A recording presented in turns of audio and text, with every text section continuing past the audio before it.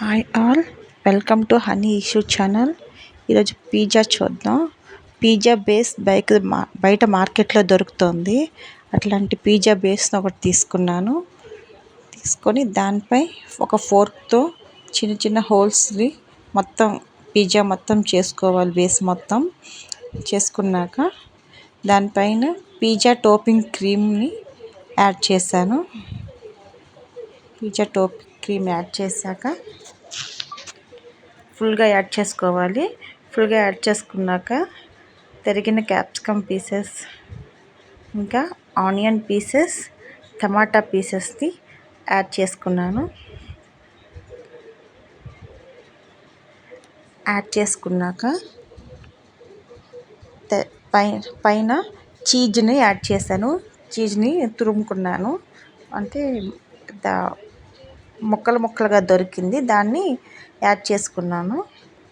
Add చేసుకున్నాక దానిపైన pizza chilli flakes add చేసాము. పిజ్జా చిల్లీ ఫ్లేక్స్ యాడ్ చేసిన తర్వాత ఆరిగానో యాడ్ చేశాను. యాడ్ చేసిన తర్వాత పొయ్యి మీద ఒక ప్యాన్ పెట్టుకొని దాన్ని కొంచెం హీట్ చేసుకోవాలి. హీట్ చేసుకొని దానిపై కొంచెం గీ యాడ్ చేశాను, నెయ్యిని యాడ్ చేశాను.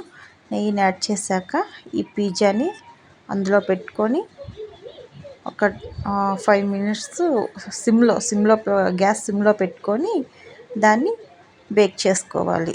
ఓవెన్ లేకపోయినా పర్లేదు, పిజ్జా పర్ఫెక్ట్గా కుక్ అయిపోద్ది. చాలా టేస్టీగా వచ్చింది.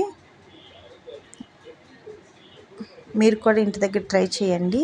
మా వీడియోస్ కనుక మీకు నచ్చినట్లయితే లైక్ చేయండి, షేర్ చేయండి, సబ్స్క్రైబ్ చేసుకోవడం మర్చిపోవద్దు.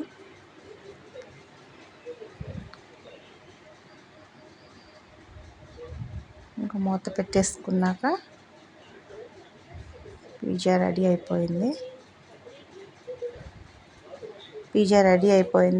దీన్ని పీసెస్గా కట్ చేసుకోవాలి. ఈరోజు నేను 2 పిజ్జాలు ప్రిపేర్ చేశాను.